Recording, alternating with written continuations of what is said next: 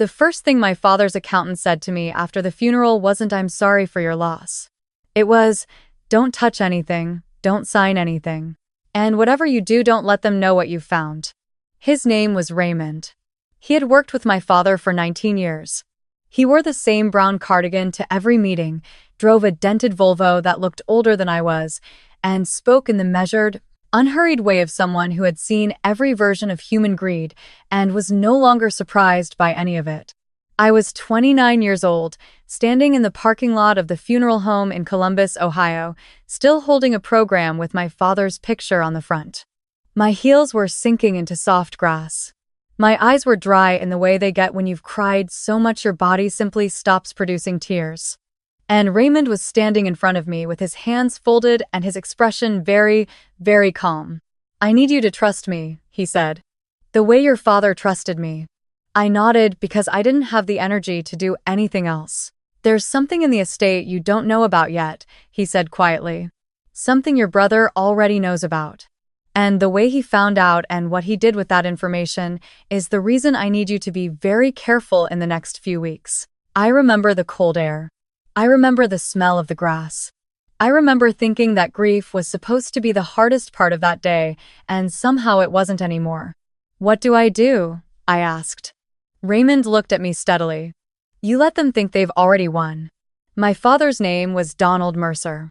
He had built a small but profitable commercial printing business from a single machine in a rented garage in 1991. By the time I was born, it employed 42 people. By the time I was in college, it was worth something. By the time he died of a cardiac event on a Tuesday morning in March, it was worth considerably more than any of us except Raymond had ever discussed out loud. My brother's name is Derek. He's 36, 7 years older than me, and he has always occupied more space in every room than his actual presence requires. He is the kind of man who speaks over people not because he is rude, exactly, but because he has never once in his life believed that someone else's sentence was more important than his next one. His wife, Pamela, is somehow worse. She has the smile of someone who has been practicing it since childhood and still hasn't gotten it quite right. My mother's name is Sandra. I want to say she was different. I want to say she was grieving. I want to say the things that happened afterward were pressure, circumstance, weakness. But I have spent a long time sitting with what I know now, and I think the honest version is simply this. My mother has always been a woman who needed to feel safe, and her version of safety is financial, and when the money question opened up, she chose the answer my brother handed her. Raymond called me 2 days after the funeral and told me to come to his office alone. He did not say, "Don't tell your family." He said, "Come alone," and the distinction mattered because it meant he already knew what I would do if he didn't specify. I sat across from him at a desk covered in manila folders and a very old cup of coffee. He opened the top drawer and slid a single sheet of paper across to me. It was a printout of an email chain. At the top was my brother's name. Below, it was a name I didn't recognize. Below that was a dollar amount that made me feel like the floor had shifted 6 inches to the left. "Your father had a holding company," Raymond said, "separate from the printing business. He started it quietly, about 8 years ago, after your brother asked him to co-sign a loan that didn't sit right with him. He never told anyone. He put assets into it slowly, carefully. By last year, it was worth roughly $3.4 million. I looked at the paper. I looked at Raymond. "And Derek knows about it?" Raymond folded his hands on the desk. "Derek paid someone to go through your father's financial records before the will was read. That someone found references to the holding company and passed it along. What you're looking at is Derek coordinating with an attorney, not your family's attorney, a different one to determine whether there was a legal path to folding that company's assets into the main estate before the beneficiary designations could be enforced." I read the email again. There was a sentence near the bottom from my brother that I will not repeat in full, but the gist of it was that the timing of their father's death was, and I quote, "actually pretty workable." I set the paper down on the desk and breathed very carefully. "What was he going to do?" I asked. "He was going to petition to have you declared an unsuitable beneficiary," Raymond said. There's a clause in your father's will one your father asked me to draft about beneficiaries who take legal action against the estate or act in bad faith against the interests of other heirs. Your brother intended to manufacture a situation where you appeared to be the one acting in bad faith. That way the clause would apply to you, not him. The room was very quiet for a long moment. So what do we do? Raymond reached into the folder and pulled out another sheet. This is what your father told me to do if something like this happened. He wrote it out for me 4 months ago when he realized his health was declining faster than the doctors were saying. He said, and I'm reading directly, Raymond, if Derek tries anything, you protect Claire. Use whatever you need to. I built that company for her. I stared at the handwriting. My father's handwriting. The same handwriting that had signed my birthday cards and my college graduation card and a letter he left in my apartment the last time he visited that said, in full, you have always been the one who understood what really mattered. Don't let anyone take that from you. I had kept that letter in my desk drawer. I was only now beginning to understand that he had known, even then. What do you need me to do? I asked Raymond. He looked at me for a long moment. I need you to go home, he said, and act like you know nothing. Let your brother believe the plan is working. Let him think you're grieving and distracted and easy. And when he asks you to come to the family meeting next Friday and he will ask you go, you smile, you sit down, and you sign nothing. And then, Raymond said, very quietly, I walk in. The week that followed was the strangest of my life. I went to my mother's house for dinner on Wednesday. I helped sort through some of my father's things, his books, his tools, a coffee mug from a trade show in 1998 that he had used every single morning for 25 years. I sat at the kitchen table where I had eaten 10,000 meals, and I listened to my mother talk about logistics and paperwork and what the attorney advised. She didn't say which attorney. Derek called me Thursday morning. His voice was warm in the way it only got when he needed something. Hey, I just want to make sure you're okay, he said. This whole thing has been a lot. I know Dad and I had our differences, but I want to make sure the family comes through this together. Of course, I said. There's going to be a meeting Friday. Estate stuff, just formalities. You should be there. It'll go faster if we're all on the same page. I'll be there, I said. After I hung up, I sat on the floor of my apartment for about 10 minutes staring at nothing. The thing about betrayal, I've come to understand, is that it doesn't arrive as a single shock. It comes in layers. The first layer is the information your brother is trying to take what your father left you. The second layer is the history every holiday, every phone call, every I'm proud of you from across a table, and wondering now how much of it was real. The third layer is the quietest and the worst. The realization that you already knew, somewhere small and wordless inside yourself, that this was always possible. I went to the meeting. My mother's house has a formal dining room that she has always used for serious conversations, the way some families use it only for Thanksgiving. The table was polished. There were water glasses set out. Derek and Pamela were already seated when I arrived, and the sight of them sitting there so comfortably, in my father's house, at my father's table, made something in me go very still. There was an attorney present. A man I had never met named Mitchell, who had a briefcase and no discernible warmth. My mother stood near the window. She looked tired. She looked like she had been told a story she chose to believe because the alternative was harder. Sit down, honey, she said. We just need to go over a few things. I sat. Mitchell opened his briefcase. He placed a document on the table in front of me. The header read, in clean professional font, Voluntary Waiver of Claim Mercer Holdings, LLC. I looked at the document. I looked at my brother. Derek leaned forward. His voice was careful, practiced, the tone of someone who has rehearsed this moment more than once. Claire, I know this is a lot to process. But Dad's estate is complicated. The holding company has liabilities we're still sorting through. The cleanest way to settle everything the way that protects Mom is if you sign a waiver on the Mercer Holdings assets. You'd still get your share of the printing business. You'd still be provided for. The printing business has debts, I said, because Raymond had told me it did. A very brief pause. Minor debts, Derek said. Manageable. Pamela set her hand on the table. Her nails were perfect. We've all had to make compromises, Claire. None of us expected this, but we have to be a family right now.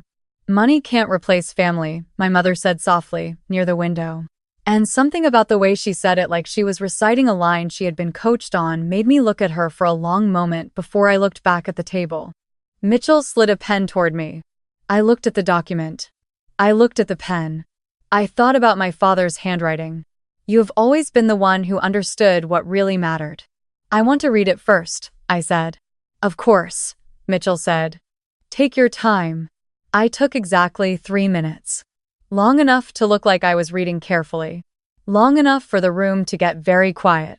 Long enough for Derek to exchange one look with Pamela that I caught from the corner of my eye, a look of such pure, unguarded impatience that it told me everything Raymond had told me was true and more. And then the front door opened. Raymond doesn't make dramatic entrances. He is too old and too practical for that. He simply walked in like someone who had every right to be there, which of course he did, because I had given him the address and the time, exactly as he had asked. He was wearing his brown cardigan. He was carrying 2 folders and a battered leather portfolio that I had never seen before. He looked at the room the way a doctor looks at a chart, briefly, thoroughly, without emotion. Good morning, he said. I apologize for being a few minutes late. Derek stood up. Who are you? My name is Raymond Chu. I've been Donald Mercer's accountant for 19 years. I'm also the named executor of Mercer Holdings, LLC, as designated by Donald himself in a notarized document filed with the Franklin County Probate Court 14 months ago. He set one of the folders on the table. I'm also the person who has spent the past week documenting the efforts by certain parties in this room to access, reroute, and legally encumber an asset that was never part of the general estate to begin with. The silence was a different kind of silence than the one before. This one had weight. Mitchell, the attorney, shifted in his chair. I'm not aware of any designated executor for a subsidiary holding. You wouldn't be. Raymond said pleasantly, because you were retained 6 days after Donald's death by Derek Mercer, specifically to handle the holding company question. And the document I'm referring to was filed and sealed before that. You haven't seen it because you didn't know to look for it. He opened the second folder. I have copies for everyone. Pamela's hand came off the table. Raymond slid a packet to each person in the room. Mine was on top. I opened it. The first page was a letter from my father to Raymond, dated 14 months ago. The second page was the notarized executor designation. The third page was a beneficiary declaration for Mercer Holdings LLC sole beneficiary, Claire Ann Mercer, irrevocable. Irrevocable. My father had used that word deliberately. Raymond had explained to me what it meant.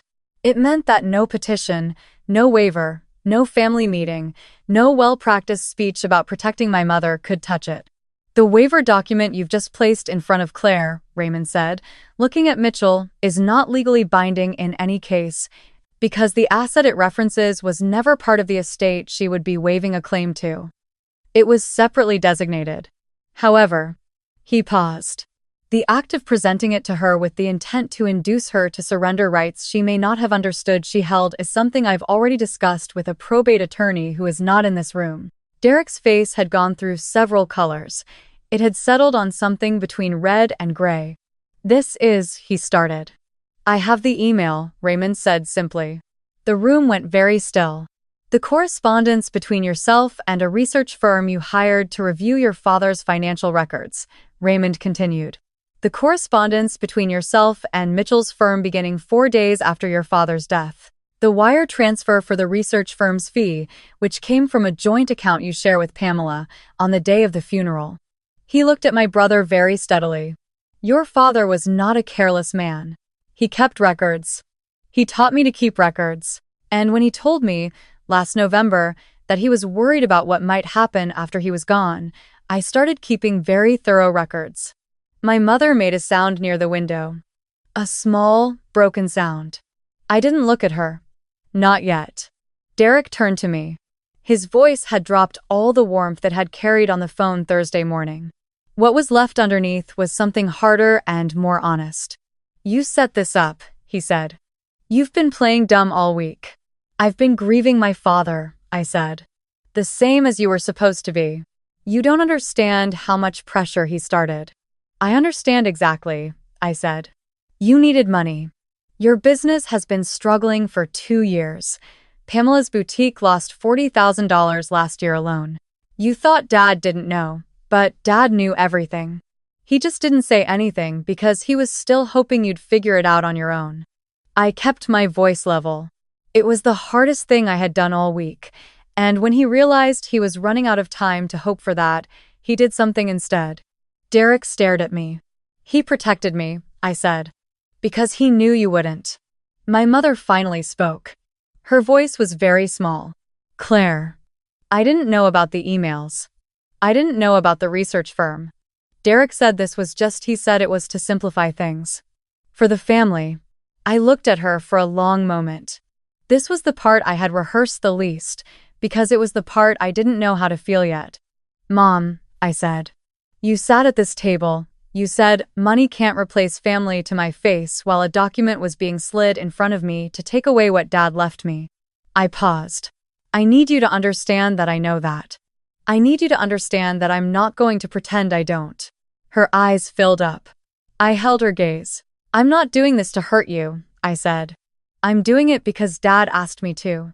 And because some part of me still believes that you deserve to know the truth about what was done in this room today and who was doing it. She looked at Derek. He didn't look back at her. Raymond set one final document on the table in front of my brother. Clean, unambiguous. Derek, he said, this is a formal conflict of interest disclosure and a request that Mitchell's firm withdraw from any further involvement in the Mercer estate. If that does not happen by end of business today, the probate filing I've already drafted goes in tomorrow morning, along with the documentation of unauthorized access to Donald's financial records. That is a civil matter and potentially a criminal one, depending on how the DA's office wants to look at it. Mitchell was already closing his briefcase. Derek looked at the document. He looked at Pamela. She was studying the tablecloth with tremendous concentration. You're really going to do this, Derek said to me. It wasn't quite a question. You're asking me if I'm really going to protect what my father worked his whole life to give me, I said. Yes, I am. He reached for the pen.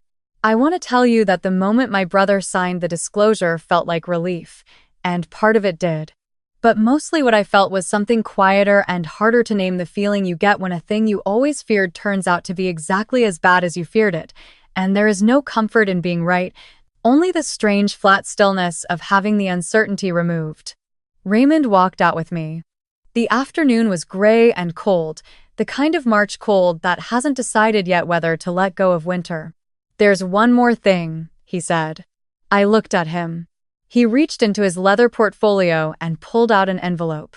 Cream-colored, slightly worn at the edges, sealed with a sticker rather than wax. My father was not a theatrical man.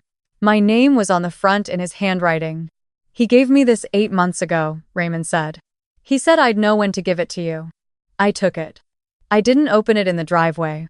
I waited until I was in my car, heater running, hands steadier than I would have expected them to be. Inside was a single folded sheet and a small brass key on a ring. The letter was short.